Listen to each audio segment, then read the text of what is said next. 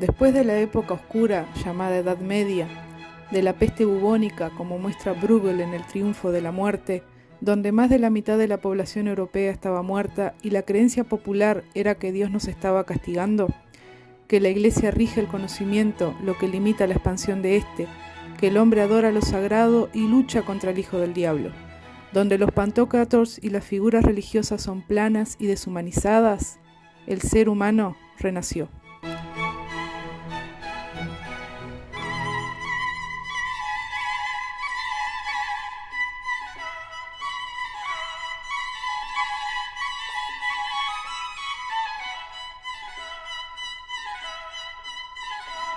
La palabra renacimiento significa literalmente volver a nacer, y los artistas y pensadores del siglo XVI buscaban conscientemente un renacer de las técnicas de los artistas griegos y romanos que habían permanecido olvidados durante 1000 años.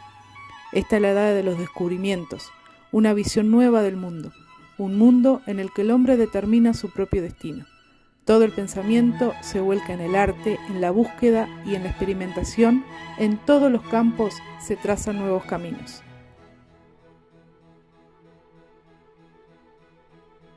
Nos encontramos en Florencia, la cuna del Renacimiento. Hace siglos, esta ciudad experimentó la explosión creativa más significante de la historia. Visionarios como Leonardo da Vinci y Miguel Ángel crecieron aquí, en un ambiente que celebraba la imaginación y la innovación, como lo es hasta el día de hoy la cúpula de Santa María del Fiore, un desafío a los escépticos que señaló la llegada del Renacimiento, colocando esta ciudad en una dimensión diferente. El Duomo se convierte en el centro de una nueva ciudad, de un nuevo mundo. Es una estructura elevada, retadora, llena de confianza. Fue construida en 1415 por un orfebre sin formación de arquitecto ni experiencia en construcción, que se atrevió a lograr lo imposible. Estamos hablando de Filippo Brunelleschi, uno de los genios más enigmáticos de todos los tiempos. Era imposible en la época, por la falta de tecnología y maquinarias, que Brunelleschi lograra semejante hazaña. Construida con más de 4 millones de ladrillos y un peso de 40.000 toneladas, sin ayuda de máquinas o materiales modernos, continúa siendo hasta la fecha la mayor de su clase en el mundo. Un ícono envuelto en misterio porque nadie sabe exactamente cómo fue construida. Entonces, ¿cómo lo hizo? Brunelleschi era consciente de la magnitud de la tarea. Ciertas características hacen única a esta cúpula. Tiene la forma de arco puntiagudo, con 8 lados que se elevan hasta un punto central, rematado por una enorme linterna de mármol. Pero hay mucho más de lo que el ojo puede ver. Las tejas del exterior ocultan muros construidos con más de 4 millones de ladrillos, y lo que parece ser una única y sólida estructura esconde en realidad 2 cúpulas, una dentro de otra. Su primer reto fue subir los materiales de construcción hasta una plataforma ubicada a 50 metros de altura. Para esa época no existía ninguna solución técnica, por lo que inventa un montacargas que usa bueyes para subir y bajar los materiales. Los bueyes hacen girar una rueda que a su vez hacen girar un eje vertical, accionando una serie de engranajes de forma que cuando el buey se movía en una dirección, la carga subía. Pero Brunelleschi se dio cuenta de otra cosa. No solo había que subir materiales, sino que también había que bajarlos, creando así la primera marcha inversa de la historia. La grúa sube o baja materiales dependiendo de cuál de las 2 ruedas horizontales engrane con la rueda vertical del tambor que enrolla la cuerda. Cuando hay que subir material, se engrana la rueda inferior y el tambor recoge la cuerda. Cuando hay que bajar material, se acciona la rueda superior, haciendo que el tambor gire en la dirección opuesta. El buey podía girar todo el día en la misma dirección y el transporte de materiales en cualquiera de las 2 direcciones nunca se interrumpía. Con esto Brunelleschi ya había resuelto cómo levantar cerca de 40.000 toneladas de material hasta el lugar de trabajo. Pero el antiguo orfebre tenía por delante un reto aún mayor: unir 8 muros gigantescos para hacer la cúpula más grande del mundo. Toda Florencia contuvo la respiración cuando comenzó a alzarse la cubierta. Alrededor de 1425 y después de 5 años de trabajo, los ladrillos por su diseño comienzan a curvarse hacia el interior sin estructuras de madera que soportaran su peso. El proyecto entró en un territorio peligroso y desconocido. Las viejas técnicas de albañilería ya no servían, por lo que inventó un modelo especial de ladrillos. En el diseño de Brunelleschi, los ladrillos horizontales son interrumpidos por otros dispuestos verticalmente. En vez de continuar en línea recta, los ladrillos zigzaguean. En Italia, este dibujo es conocido como espinapés. Los ladrillos verticales del patrón refuerzan los puntos de debilidad del mortero, evitando así que grandes secciones del muro se desprendan o desplacen y caigan al suelo, aplicando esta técnica en forma de espiral en toda la cúpula. Para muchos, este es el secreto de la cúpula de Brunelleschi. Nos encontramos en Venecia. La arquitectura renacentista veneciana comenzó más tarde que en Florencia, no antes de la década de 1480, y durante todo el período se basó principalmente en la actividad de arquitectos llegados de otras partes de Italia. La ciudad fue muy rica durante ese período y propensa a los incendios, por lo que había una gran cantidad de edificios en construcción la mayor parte del tiempo, y muchas de las fachadas de los edificios estuvieron ornamentadas de forma especialmente lujosa. La iglesia del Redentore es un edificio grande y blanco con una cúpula coronada por la estatua del Redentor. El frontón principal se sostiene por 4 columnas con un tímpano triangular y otro abajo más pequeño. Hay una contraposición de superficies lisas con estatuas ostentando estabilidad y rigor clásico. Las paredes laterales están enmarcadas por pilastres que se integran con otras más resaltadas a los extremos. Una plataforma apenas elevada sobre las aguas del canal actúa como plazoleta. Esta iglesia fue una de las últimas obras de Andrea Palladio, construida en 1577, donde el arquitecto utilizó una planta rectangular buscando simetría y equilibrio, así como tener una circulación fluida adecuada para las procesiones y un uso para cada espacio sin dejar de lado la influencia renacentista. La planta se divide en 3 secciones. La primera, una nave central longitudinal con 6 capillas laterales de poca profundidad. Estas capillas participan del espacio central que está visualmente aislado de la cúpula. Con esta separación, Palladio resuelve el problema de la tipología compuesta de la iglesia. El santuario es el espacio central y más importante de la iglesia. Está cubierto por una gran cúpula acompañada por 2 útiles campanarios cilíndricos con techo en forma de cono de aparente influencia turca. En el interior, una cortina de columnas en semicírculo crean un espacio totalmente centralizado y aislado visualmente. El altar se integra sin restar protagonismo al espacio, casi abstracto en su interior, suavemente moldurado por la luz que ayuda a valorizar aún más los volúmenes y la decoración como en la mayoría de obras palladianas. El coro monástico es un espacio más pequeño y rectangular que acoge a los monjes y sus ritos. Desde aquí llega al altar un efecto de luz fragmentada por los grandes pilares. Este mismo efecto difuso, reflejado sobre las paredes blancas, define el perímetro interior y sirve de vínculo entre las 3 secciones de la iglesia.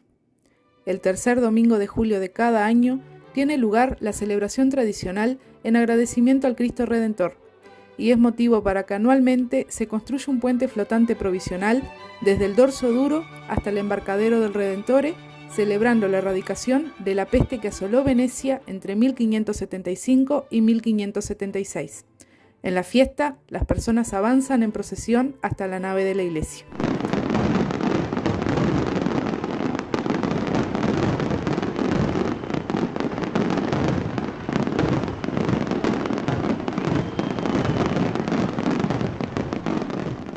Saliendo de ese merecido festejo, nos dirigimos a Milán, una metrópolis al norte de Italia catalogada en la actualidad como la capital mundial de la moda y del diseño.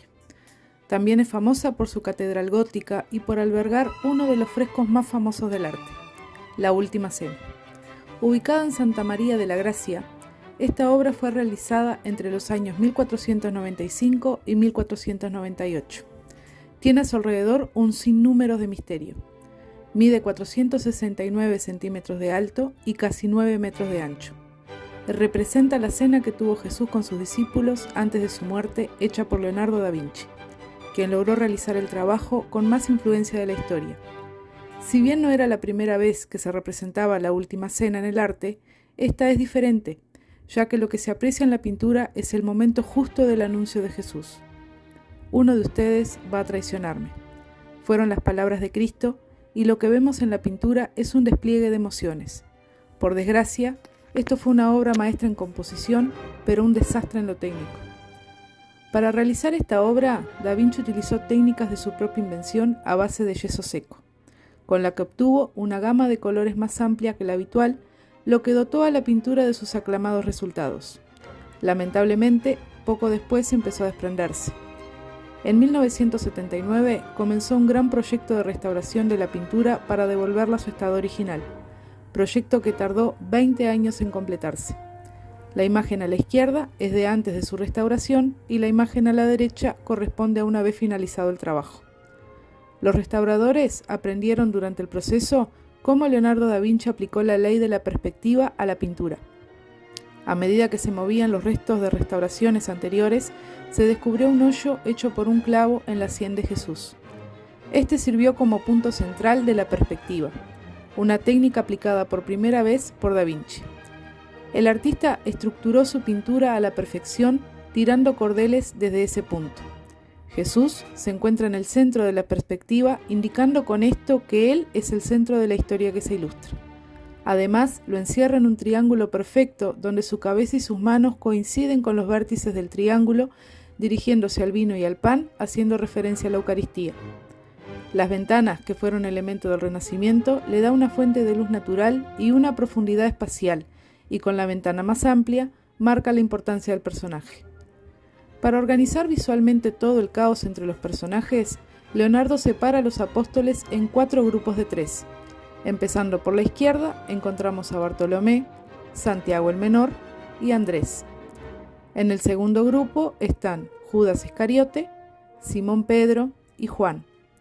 A diferencia de otros artistas, Leonardo no marginaba a Judas, puesto que aún no se sabe quién es el traidor, pero como oculta un secreto, lo pintó entre sombras, descubriendo los restauradores después que sujeta una bolsa de monedas, las cuales podrían ser las 30 monedas de plata que recibió por entregar a Cristo.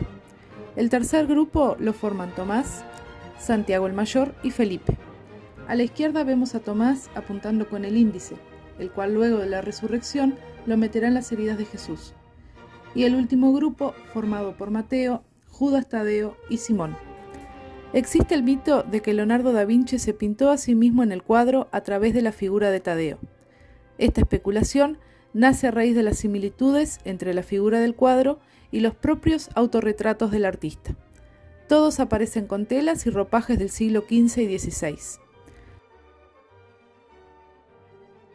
Saliendo de Milán, nos dirigimos a Génova, precisamente a la Villa del Príncipe. Construido durante la primera mitad del siglo XVI, es el palacio real de quien fue un aristócrata y almirante, además de ser el hombre más poderoso de Génova en el siglo XVI. Estamos hablando de Andrea Doria, quien en 1521 mandó a construir esta lujosa villa fuera de los muros de la ciudad como símbolo de su poder. Jamás se convirtió en rey, pero mantuvo el poder absoluto en sus manos. Por eso, su palacio se diferencia de los demás de la aristocracia y parece la residencia de un rey fuera de las murallas de la ciudad, dotado con un vínculo privado con el mar.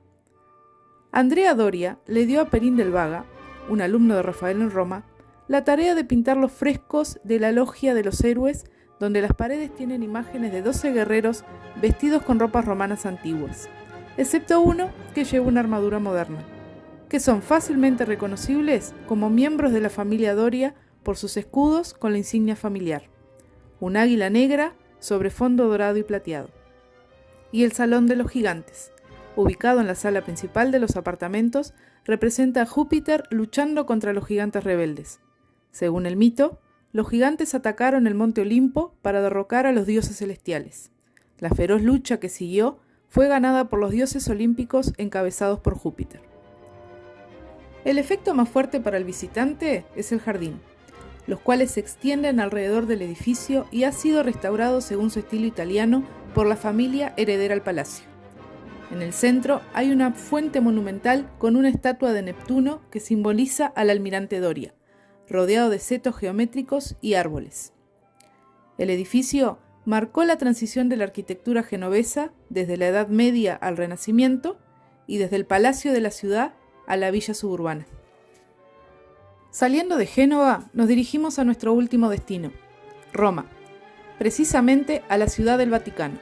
donde podremos apreciar la mundialmente conocida Capilla Sixtina. En 1505, el Papa Julio II deseaba restaurar la deteriorada capital de la cristiandad, para que recupere su antigua gloria, contratando a Miguel Ángel para realizar un proyecto único, la construcción de una tumba gigantesca, la cual sería de mármol, de 3 pisos de altura y con figuras bíblicas, incluyendo Moisés. Poco tiempo después, este proyecto se vio eclipsado por otro de mayor prioridad, la decoración de la bóveda de la Capilla Sixtina, trabajo que le fue encargado a Miguel Ángel en 1508 por el mismo Papa, el cual le ordenó a Miguel Ángel que dividiera la capilla en varios segmentos y que pintara a los 12 apóstoles. Él, un escultor con apenas experiencia como pintor, tenía que pintar unos frescos en 1100 metros cuadrados de techo a una altura de 20 metros del suelo. El reto era casi sobrehumano, pero Miguel Ángel lo aceptó, y lo primero que hizo fue construir un andamio. Ahora necesitaba presentar un concepto espectacular y decidió pintar el drama de la creación, el Génesis con sus escenas de condena y perdón, sufrimiento y liberación. Miguel Ángel quería dar la sensación de que se trata de un espacio abierto, crear la ilusión de que las paredes llegaban hasta el cielo. Su idea era representar el Génesis desde la creación a Noé en los paneles centrales y pintar a los antepasados de Cristo en los paneles laterales. A los 3 meses de iniciado el trabajo, el fresco del diluvio estaba terminado. Era una imagen de terror devastadora, pero Miguel Ángel se dio cuenta de que estaba despilfarrando sus fuerzas. Había pintado 61 figuras en un retablo de apenas 7 metros de ancho. La mayoría de las figuras eran demasiado pequeñas. Desde el suelo y a 20 metros de distancia apenas podemos intuirla, por lo que comenzó a pintar solamente figuras gigantescas en el techo de la bóveda. Profetas del Viejo Testamento de 4 metros de altura capturados en escorzos dramáticos como si fueran figuras en movimiento. Alternó los profetas con las síbilas, las mujeres con poderes proféticos de la antigua Grecia. Al igual que los profetas, ellas también anunciaban la llegada de Cristo. Para Miguel Ángel, solo la figura masculina tenía las proporciones ideales. Por eso pintó a las figuras femeninas con cuerpos musculosos de hombre, utilizando una plantilla cuadriculada para obtener las perspectivas y proporciones difíciles. Así fue como diseñó a Eva, la madre de la humanidad, finalizando esta magistral pintura en apenas 3 semanas. Es interesante que Miguel Ángel no atribuyera la expulsión del paraíso solo a Eva. Ella permanece pasiva.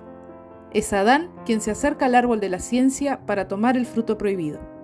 A la izquierda se ve la tentación de Adán y Eva, y a la derecha su expulsión del paraíso. Al principio eran hermosos, pero el pecado los afea. Las escenas de los paneles centrales están adornadas con 20 figuras, cada una de ellas de casi 2 metros de altura. Son hermafroditas paganos que parecen no guardar ninguna relación con las escenas de la Biblia. Su representación de la acción y el movimiento no tienen parangón. Todas sus figuras adoptan escorzos diferentes. Cada una es única. Cuantas más figuras pintaba, más complicados y rotundos eran sus escorzos. En total, Miguel Ángel pintó 800 estructuras anatómicas diferentes, alcanzando nuevas cimas de maestría en el trabajo de la perspectiva, sobre todo en las figuras pintadas en la bóveda. Aunque aún tenía por delante el mayor reto de todos, la creación de Adán. Pero para entonces, el pintor ya había adquirido tal dominio de la técnica de la pintura al fresco que pintó a Adán en solo 4 días. El Adán de Miguel Ángel representa uno de los más altos ideales del Renacimiento: la belleza como representación de un alma pura, pero también la belleza de un hombre creado a imagen y semejanza de Dios. Y en la segunda mitad del siglo XX, las famosas manos que se tocan fueron convertidas en un objeto de culto. En noviembre de 1512, Miguel Ángel desveló al Papa Julio II sus extraordinarias pinturas al fresco sobre la bóveda de la Capilla Sixtina, dejando a todos maravillados ante una de las composiciones pictóricas más grandes de la historia. Desde la restauración de los frescos en 1994, el techo de la Capilla Sixtina ha recuperado su brillantez original. 25 años más tarde, un Miguel Ángel de 66 años desveló el fresco del juicio final en la parte del altar de la capilla.